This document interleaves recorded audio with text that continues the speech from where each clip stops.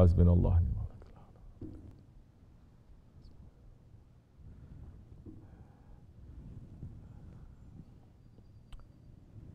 Let's start by renewing our shahadat. Saying, Ashhadu an la ilaha illallah wa ashhadu anna Muhammadan abduhu wa rasuluhu sallallahu alayhi wa sallam.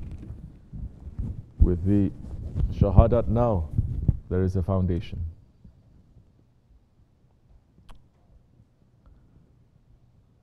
We're trying to build a strong foundation. When there is weakness there, fix it, because the foundation is the most important thing. It doesn't matter how strong the building is. It doesn't matter how big, how expensive it is, who designed it, what kind of materials you use. If the foundation, it is not strong. If the foundation, there was one strong and then something else is entering into it, water is entering into it and bringing it down, it is no good. Why we're saying the zikr so much? Because the zikr, la ilaha illallah, it is a foundation. And we're looking at the things that is bringing us out from that foundation. Because tariqat is always to look at your intentions, to look at your actions, not to say, that's it, I'm okay now. I enter, I'm wearing this, I'm okay now. Now it's time for me to look at the angelic worlds. Now it's time for me to look at the saintly world and to be lost in that illusion and delusion. We're not preparing for a golden age. We're preparing for the big war that is coming. If you're not fighting with yourself, your ego right now, how are you going to be in that war fighting against batil? If you think, I'm Muslim, I'm Nakshibendi, I'm this, I'm that, labels doesn't matter anymore. Because they're hypocrites in every jamaat, they're hypocrites in every group, in every religion. It is not according to the labels. You're going to see those ones that you say, it is my enemy, they're going to stand next to you, fighting for the sake of haqq. You're going to say, this one was my friend, this one was wearing the same thing, praying the same way, but he's going to be on the side of Dajjal. What are you fighting? We just finished 1 month of Ramadan, fighting against our ego. Are you fighting at all? Are you at least saying, well, I didn't fight this week. Let me at least choose one day to fight. I didn't fight at all the nights. Let me choose one night to fight against my ego to just get a couple of rakats that I did during the Ramadan. If you stop the fighting, that's when you're not going to get nothing from the Ramadan. Ramadan is not going to continue. It's not also just keeping the fast. If you keep the fast senselessly, like an animal, you're not going to get too much from it. If you keep the fast like a believer, understand it's not the physical fast, but understanding the tricks and the traps of your ego and shaitans inside and outside. That's the one you're supposed to fast from and fight against. If you do that, that is not going to leave you after Ramadan. You may not fast, but you're fighting. You may not be staying away from food and water, but you understand where your weaknesses are. You understand where your dirtiness, where the tricks is coming from, and you're going to stop that, not to give in. You want to give up?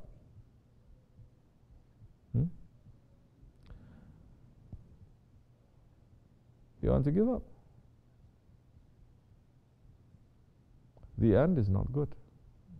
You're going to suffer a lot. And that suffering, Allah subhanahu wa ta'ala did not intend for us to suffer. That suffering is what we put to ourselves. You're not fighting. You're not asking for help. You're not being with those who are fighting. You are completely separating yourself. That the month of Ramadan is a month of togetherness. Togetherness. Do you understand that never in the history of mankind until Islam came, that the whole world, east, west, north and south, they're doing the same thing everywhere in the world. Fasting at the same time, worshipping, bringing everything together, everyone together. Physically that you start doing it, then you understand outside of the physical, inside, we are the same.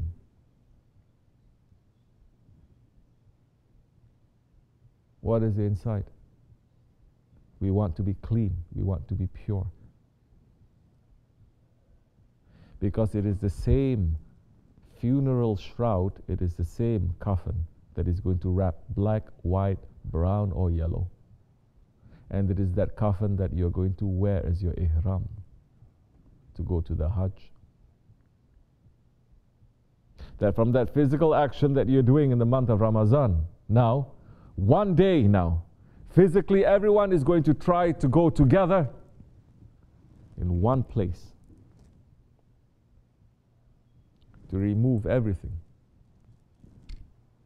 To say Labaik Allah, not as Labaik Allah, I am an Arab, Labaik Allah, I am a Pakistani, Labaik Allah, I am white or I'm black, but I'm a servant. And there is no distinction like that in the real world where we came from. You have to fight against this because this is the world of separation. Don't you see we're separated from everything? This world is meant to separate us from our reality. If you're not fighting against that separation, to come to your own reality, to come together, this world has seen billions that it grinds, that it separates until you become nothing, until you're thrown into non-existence. That Allah has taken us from non-existence and given us a design and a creation. And we're saying, no, we want to be in non-existence.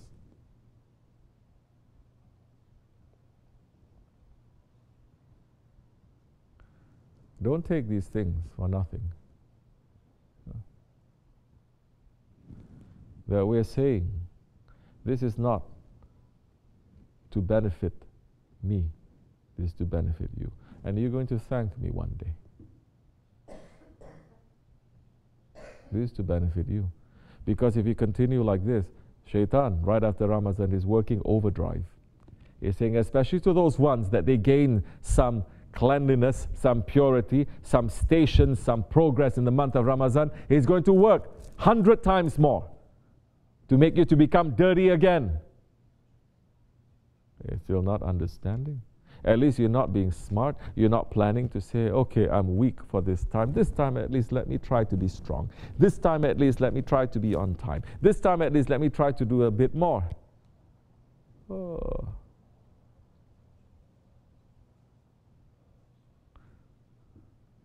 Two things that you're doing, you're going to get a huge reward. When you pray together, when you eat together. So, you're looking at those things very low, no barakat is going to come to you. Even if you earn something, you cannot make your collars to touch. It's always going to be straight. Things that are given to you because of the hand of our Shaykh, of that friend of Allah, you will kick it away. You will kick it away.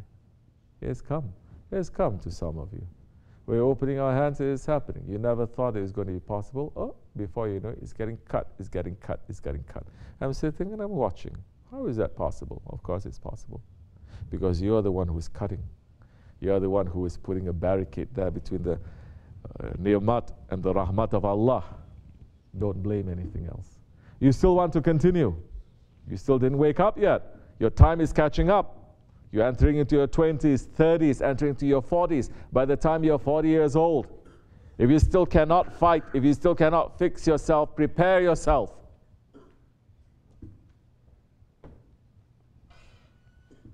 We're not here for games. You want to play a game? Go outside. You'll see how the world is going to treat to people who treat this as a game.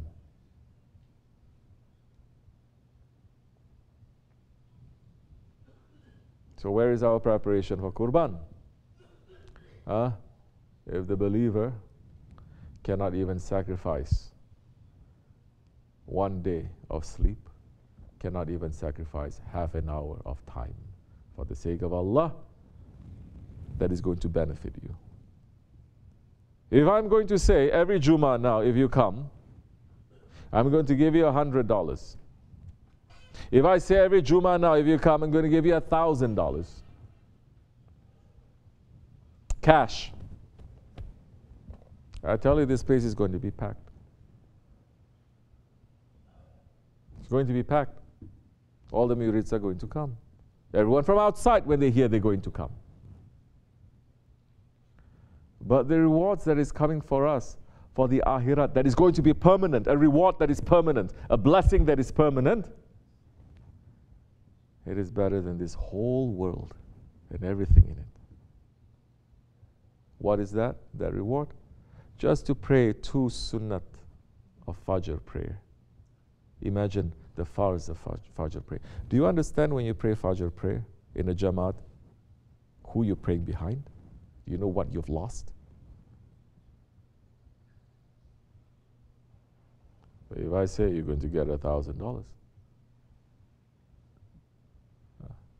I was going to say 100, but these people today, they're so spoiled. $100, it's okay. Tomorrow, if I just do some BS job, I'm going to get $100 anyway. It becomes so spoiled. I say, okay, 1,000. It's going to be filled. What is this? That means that is the Lord that we are worshipping. Just as Bayazir Bistami is saying, you come to the masjid,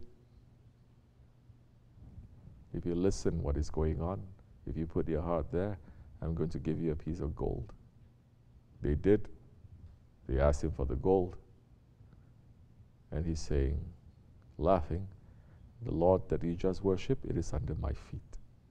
They still didn't understand because their hearts become complete rock, become complete idiots. They say, what? You're saying Allah is under your feet? They killed him. But they are the ones who is worshipping money because they came for that gold. They came for that money. They are the ones who is committing the shirk. And anything that is false ilah, Bayazir Bistami is saying it is under my feet. We should be better than that. We should understand what is valuable in the sight of Allah. The way that you're going to be very careful in your dunya life to say, these days I'm going to take off day because having this and this, I can take longer time. At least now, for the sake of Allah subhanahu wa ta'ala, for the sake of the holy days and nights, you're going to plot and plan like that too. Now in the month of Ramadan, by force we're making everyone to sit and to eat. I didn't have to force too much because you understand the blessings that comes with it. So you're still going to ask me what we're going to do, how we're going to make Ramadan to continue? Where you're not even going to voluntarily be together to eat, to pray.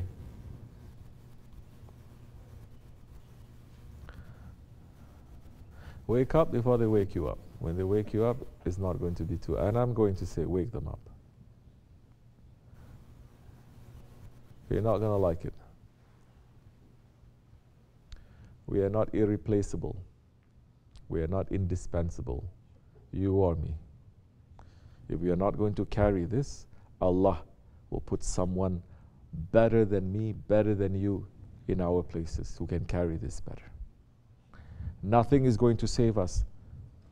Not our race, not our lineage, not how close we are to whatever. Nothing is going to save us except for the taqwa that we make ourselves, except for what you've put in the grave that day. So you're not taking it seriously. Others are going to take it seriously. You're going to lick your hand that time.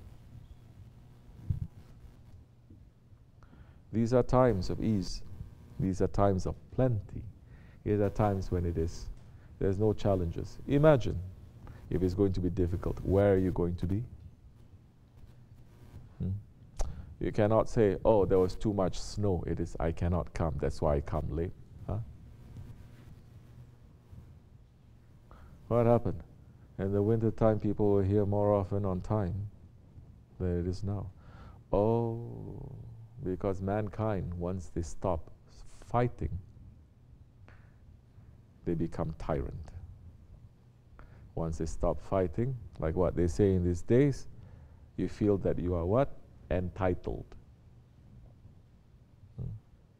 Stop that. ومن الله توفيق حرمة الحبيب حرمة الفاتحة. آمين. السلام عليكم ورحمة الله.